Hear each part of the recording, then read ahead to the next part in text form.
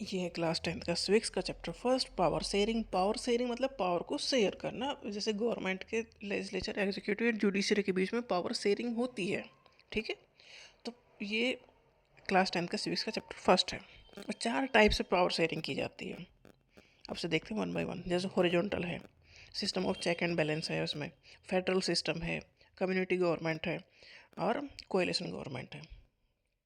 ये एक power sharing का एक आइडिया हो गया, इस तरह से होती है। तो power sharing is a system in which power is divided among किसके बीच में? Legislature, executive and judiciary. Legislature वो है जो बनाता है कानून, एग्जीक्यूटिव ने एग्जीक्यूट करेगा, अप्लाई करेगा, जुडिशियरी देखेगा कि सब कुछ ठीक ठाक से हो रहा है कि नहीं।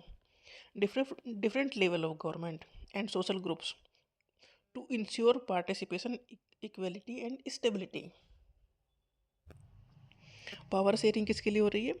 कि सभी का पार्टिसिपेशन होना चाहिए। कंट्री में कई ग्रुप, कई टाइप के लोग रहते हैं, तो सभी का पार्टिसिपेशन होना चाहिए, इक्वलिटी होनी चाहिए और स्टेबिलिटी होनी चाहिए सोसाइटी में। इसलिए पावर शेयरिंग की जाती है। देखो, अगर किसी एक के हाथ में पावर दे दी गई तो दूसरा तो फिर बर्बाद हो जाएगा, क्योंकि दूसरे के कहने सुनने वाला कोई नहीं है। इसलिए पावर को शेयर किया जाता है कि सभी जो सोसाइटी या ग्रुप्स हैं वो अच्छे से रह सकें, कोई किसी को डोमिनेट ना करे। Power sharing is good for democracy. Democracy है तो पावर शेयरिंग अच्छी है। डेमोक्रेसी मतलब लोगों का राज है, राजाओं का राज नहीं है। तो लोगों का राज है तो मतलब सभी का राज होना चाहिए ना। फिर तो सभी ग्रुप को रिप्रेजेंट करने वाले होने चाहिए गवर्नमेंट में, हर जगह ही। It helps to reduce the possibility of conflict between the social groups. देखो, पावर शेयरिंग की जाएगी तो कन्फ्लिक्ट नहीं होगा। अगर पावर किसी एक के हाथ में दे दी गई तो दूसरा ग्रुप डेफिनेटली परेशान रहेगा। तो पावर शेयरिंग कन्फ्लिक्ट को रोकने के लिए होता है।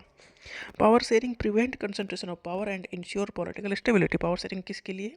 कि पावर किसी एक जगह कंसंट्रेट ना हो जाए, किसी एक के हाथ में पावर ना रहे, सभी के बीच में डिस्ट्रीब्यूट हो। 4 टाइप का पावर शेयरिंग होता है। पहला है हॉरिजॉन्टल डिस्ट्रीब्यूशन।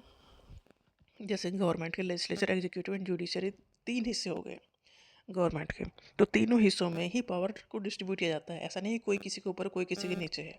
मतलब ये ना तो यहाँ सीनियर है ना जूनियर है, ये सारे एक ही लेवल पर हैं। गवर्नमेंट के सारे जो पार्ट हैं एक ही लेवल पर हैं और एक दूसरे को चेक एंड बैलेंस का काम ये करते हैं। Power is shared among different organ of the government. जैसे कि legislature, executive and judiciary. Government के 3 हिस्से हैं, लेजिस्लेचर, एग्जीक्यूटिव एंड जुडिशरी। इनके बीच में पावर को शेयर इस तरह से किया जाता है कि ये एक दूसरे के ऊपर कंट्रोल रखें, कि कोई गलत ना करे, जिसका जो काम करना है वो वही काम करे। It allow different organ of the government place at the same level, ये एक ही लेवल पर है, टू एक्सरसाइज डिफरेंट पावर। और इनकी अपनी अलग अलग एरिया है जहाँ पर ये काम करते हैं। मतलब एक एरिया इन्हें दिया गया है कि ये यहाँ तक तुम काम करोगे, यहाँ तक तुम काम करोगे। Such a separation ensure that none of the organ can exercise unlimited power. इसका मतलब ये है कि ना तो कोई सुपीरियर है ना कोई नीचे है, तो ये ऐसा कुछ नहीं कर सकते जो इनके मन में आए, वही कर सकते हैं जो कानून के हिसाब से या कॉन्स्टिट्यूशन के हिसाब से ठीक है। तो इन्हें अनलिमिटेड पावर नहीं दी गई, इन्हें पावर दी गई है इनके काम करने के लिए। Each organ check the others, मतलब अगर कोई गलत कर रहा है तो दूसरा उसे रोकेगा। जैसे जुडिशियरी है, वो लेजिस्लेचर और एग्जीक्यूटिव दोनों को रोक सकता है अगर वो गलत कर रहे हैं तो। In a democracy even though ministers and government officials exercise. देखो, गवर्नमेंट है तो गवर्नमेंट टू मिनिस्टर्स और गवर्नमेंट के पास पावर है, बट वो पावर उन्हें अनलिमिटेड नहीं दी गई है। वो रेस्पॉन्सिबल है पार्लियामेंट के लिए। अगर सेंटर के मिनिस्टर हैं तो पार्लियामेंट को जवाबदेही उन्हें है, मतलब पार्लियामेंट उन्हें रोक सकती है, उनसे क्वेश्चन पूछ सकती है। और स्टेट में है तो स्टेट की जो लेजिस्लेटिव असेंबली है वो कंट्रोल रखते हैं गवर्नमेंट के ऊपर, और सेंटर में पार्लियामेंट कंट्रोल रखती है गवर्नमेंट के ऊपर, कि जो मन में आए वो नहीं कर सकते हो आप। और यहाँ जो पार्लियामेंट में है वो है कौन? वो है हमारे रिप्रेजेंटेटिव, मतलब पब्लिक ने ही उन्हें चुनाव जिता के भेजा है। वो अपने अपने एरिया को रिप्रेजेंट कर रहे हैं, मतलब लोगों को रिप्रेजेंट कर रहे हैं। हम्म। इसी तरह से जज are appointed by the executive. जज को भी अपॉइंट किया जाता है, एग्जीक्यूटिव उन्हें अपॉइंट करते हैं, फिर उन्हीं एग्जीक्यूटिव और लेजिस्लेचर को वो कंट्रोल करते हैं। तो ये चेक एंड बैलेंस का काम है, मतलब ये तुम्हारा अधिकार क्षेत्र है, यहाँ पर तुम्हारी रेस्पॉन्सिबिलिटी है, ये तुम्हारी अथॉरिटी है, ये काम तुम्हें करना है। तो ये तीनों ही part, legislature, executive and judiciary, एक दूसरे के ऊपर कंट्रोल रखते हैं। इसे कहते हैं चेक एंड बैलेंस का सिस्टम। दूसरा है वर्टिकल डिवीजन ऑफ पावर या वर्टिकल डिस्ट्रीब्यूशन ऑफ पावर। इसमें देखो, हमारे यहाँ एक सेंट्रल गवर्नमेंट है, स्टेट की गवर्नमेंट है, और डिस्ट्रिक्ट और लोकल लेवल पर विलेज की पंचायत है और म्यूनसिपालिटीज़ हैं। तो यहाँ पर वर्टिकल डिवीजन ऑफ पावर हुआ है। मतलब देखो, पंचायत तो डेफिनेटली नीचे है स्टेट की गवर्नमेंट से, और स्टेट की गवर्नमेंट डेफिनेटली नीचे है सेंटर की गवर्नमेंट से। बट इनके एक अधिकार क्षेत्र है, एरिया है, वहाँ पर पावर डिस्ट्रीब्यूट की गई है कि यहाँ तक तुम्हारा एरिया है। जैसे स्टेट में है, स्टेट गवर्नमेंट को ज़्यादा अधिकार दिए गए हैं, सेंटर में स्टेट गवर्नमेंट का कोई काम नहीं है। जहाँ कंट्री की बात आएगी वहाँ सेंट्रल गवर्नमेंट उसे रिप्रेजेंट करेगी। तो वर्टिकल डिस्ट्रीब्यूशन हुआ एक सीढ़ी की तरह। सबसे नीचे है पंचायत म्यूनसिपालिटी, उसके ऊपर है स्टेट गवर्नमेंट, उसके ऊपर सेंट्रल गवर्नमेंट, तो एक सीढ़ी की तरह हो गई। तो वर्टिकल डिवीजन ऑफ पावर हो गया। तो सेंट्रल गवर्नमेंट क्या करती है? It general government for the entire country. Central government पूरी कंट्री के लिए गवर्नमेंट है। स्टेट गवर्नमेंट हर स्टेट की अपनी अलग अलग है। पंचायत और म्यूनसिपालिटीज अपने एरिया को रिप्रेजेंट करती हैं। ये सिस्टम इंडिया में फॉलो होता है, हर एक कंट्री में फॉलो नहीं होता। इसमें each level has its own area of authority and responsibility. हर एक का अपना एक एरिया है। जैसे स्टेट गवर्नमेंट अपने स्टेट में काम करेगी, और उसमें भी हर क्षेत्र में काम नहीं करेगी। कुछ फिक्स है स्टेट के लिए, कुछ फिक्स है सेंटर के लिए, बट मेनली स्टेट में स्टेट गवर्नमेंट की ज़्यादा चलती है। क्लियर डिवीजन ऑफ पावर है थ्रू द कॉन्स्टिट्यूशन। सबका बेस कॉन्स्टिट्यूशन है, कॉन्स्टिट्यूशन को फॉलो करेंगे, उसके अगेंस्ट कोई नहीं जाएगा। Each level work independently. हर एक लेवल का जो गवर्नमेंट है वो इंडिपेंडेंटली काम करेगी विद इन इट्स जुरिस्डिक्शन। मतलब जहाँ तक उसको अलाउ किया गया है वहाँ तक, ऐसा नहीं जो मन में है वो कर दिया। इसे कहते हैं फेडरलिज्म। मतलब सेंटर और स्टेट दोनों मिलकर काम कर रहे हैं, तो ये फेडरल गवर्नमेंट टाइप का हो गया। इंडिया में ये फॉलो होता है। अब फेडरल गवर्नमेंट क्या है? Federal government power shared among government at different level. इसे फेडरल सिस्टम कहते हैं। मतलब सेंटर में भी गवर्नमेंट है, स्टेट में भी गवर्नमेंट है, और दोनों अपने अपने एरिया में काम कर रहे हैं, अधिकार क्षेत्र में। ये federal government is a system of government in which power is divided and shared between central government and state और regional government by the constitution. Constitution ने ही पावर को डिवाइड किया है सेंट्रल गवर्नमेंट और स्टेट गवर्नमेंट और जो local level पर पंचायत है, म्यूनसिपलिटीज है, उनके बीच में कॉन्स्टिट्यूशन ने पावर को शेयर किया है। तो वो अपने अपने उसमें काम करते हैं, मतलब पावर शेयर करते हैं। इसे ही फेडरल सिस्टम कहते हैं। The constitution is the supreme authority. Constitution से बड़ा कुछ भी नहीं है। ये इंश्योर करता है डाइवर्सिटी, यूनिटी इन डाइवर्सिटी। देखो अलग अलग है तब भी एक है, ये कॉन्स्टिट्यूशन ने इंश्योर किया है। और इससे होता क्या है, फेडरल सिस्टम से कंसंट्रेशन ऑफ पावर रुकता है। मतलब पावर किसी एक के हाथ में ही नहीं रह जाती। Power sharing among social groups. Power is shared among different social group, जैसे लिंग्विस्टिक जो रिलीजियस ग्रुप है, लिंग्विस्टिक ग्रुप है, उनके बीच में पावर को शेयर किया गया है। जैसे कि कम्युनिटी गवर्नमेंट है, बेल्जियम में ये सिस्टम फॉलो होता है। बेल्जियम में कम्युनिटी गवर्नमेंट है। In some countries there are constitutional and legal arrangement where by socially weaker section and women को रिप्रेजेंट करने के लिए लेजिस्लेचर एडमिनिस्ट्रेशन में रिप्रेजेंटेशन दिया गया। कम्युनिटी गवर्नमेंट मतलब जो वीकर सेक्शन है, औरतें हैं, उन्हें वहाँ पर रखा गया, उनका रिप्रेजेंटेशन को रखा गया। कम्युनिटी गवर्नमेंट का मतलब ये है a people belonging to a particular community, जैसे कि लैंग्वेज के बेस पे, कल्चर के बेस पे, इथनिसिटी के बेस पे, have the right to take decision on matters related to their community interest.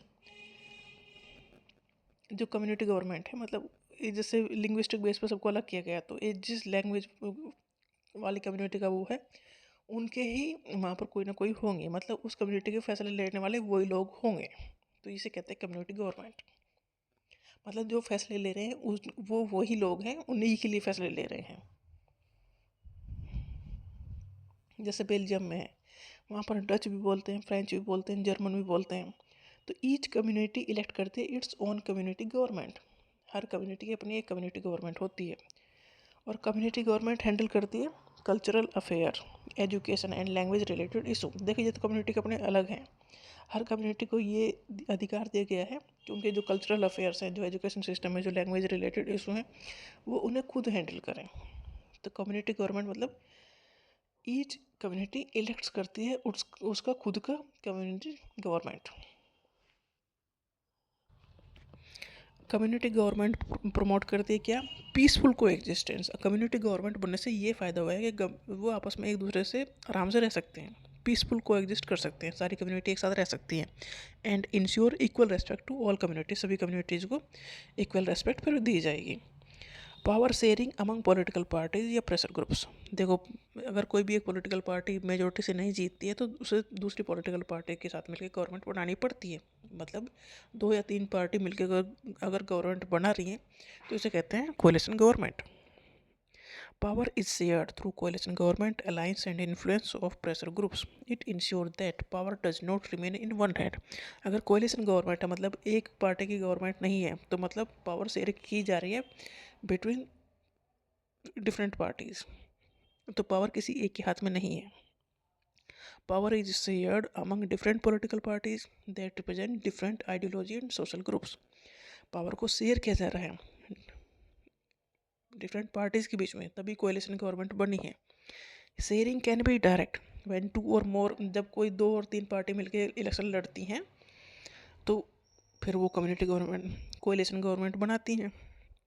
Share can be direct when 2 और more political form an alliance, political parties form an alliance to control contest election. अगर 2-3 party मिलकर election लड़ रही हैं, if there alliance elected, अगर वो जीत गए तो ये बनेगी कोएलिशन गवर्नमेंट। अगर कोएलिशन गवर्नमेंट बनी है तो मतलब पावर शेयर की जा रही है। इन ए डेमोक्रेसी वी फाइंड, उसके अलावा देखो पॉलिटिकल पार्टीज तो मिलकर इलेक्शन लड़ रही हैं और फिर वो जीत रही हैं तो कोएलिशन गवर्नमेंट बन रहा है। इसके अलावा जैसे बिजनेसमैन है, इंडस्ट्रियलिस्ट हैं, फार्मर्स हैं, इनका भी गवर्नमेंट के ऊपर थोड़ा कंट्रोल चलता है, मतलब ये भी प्रेशर डालते हैं अगर पॉलिसी बनाने में, इनका भी रोल है। They also will have a share in the government power either through participation in governmental committee or bringing influence on the decision making process। मतलब ये इन्फ्लुएंस करते हैं, जो इंडस्ट्रियलिस्ट हैं उनके अकॉर्डिंग पॉलिसीज में चेंज किया जाता है। कोलिशन गवर्नमेंट क्या है? Coalition government is formed when no single political party secure a clear majority. देखो, गवर्नमेंट बनाने के लिए मेजोरिटी चाहिए। मेजोरिटी मतलब जितनी टोटल सीट है उसमें से 50% से ज़्यादा सीट जीतनी चाहिए, तभी वो गवर्नमेंट बना पाएगी पार्टी। अगर कोई भी पॉलिटिकल पार्टी 50% सीट नहीं जीत पाई है तो 2-3 पार्टी मिलकर फिर गवर्नमेंट बनाएंगी, तो इसे कहते हैं coalition government. A coalition government is formed when no single political party secure a clear majority in the legislature and 2 और more parties come together to form a government by the sharing power. इसे कहते हैं coalition government. It is common in multi party democracy like India में ये चलता है कि 2-3 party मिलके अगर चुनाव लड़ती हैं और वो जीत जाती हैं स्टेट में तो वो मिलकर गवर्नमेंट बनाती हैं, तो इसे कहते हैं कोएलिशन गवर्नमेंट। इससे जो फेडरलिज्म है वो स्ट्रेंथन होता है and it gives regional parties to a voice to the national level. इस तरह से कोएलिशन गवर्नमेंट बनने से जो छोटी छोटी पार्टी हैं उनका भी पार्टिसिपेशन बढ़ा है नेशनल लेवल पर।